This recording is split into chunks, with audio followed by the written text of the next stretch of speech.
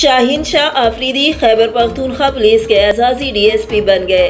पेशावर से कौमी क्रिकेटर शाहीन शाह आफरीदी खैबर पख्तूनख्वा के खैर सगाली सफ़ीर मुकर्रर हो गए। शाहीन शाह आफरीदी ने खैबर पख्तूनख्वा पुलिस की वर्दी पहनी, उन्हें एजाजी DSP के बैजेस लगाए गए।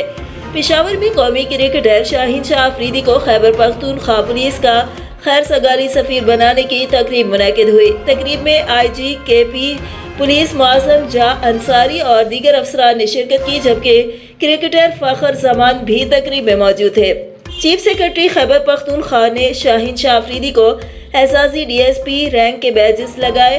खैबर पख्तूनख्वा पुलिस का यूनिफॉर्म पहनने और एजाजी DSP के बैजेस लगाने के बाद कौमी क्रिकेटर ने पुलिस वर्दी में पहली सलामी अपने वालिद को पेश की और कहा कि मेरे वालिद भी 25 साल तक पुलिस फोर्स का हिस्सा रहे। बहादुर पुलिस फोर्स ने बहुत कुर्बानियां दी, असली हीरो हमारी फोर्सेस हैं।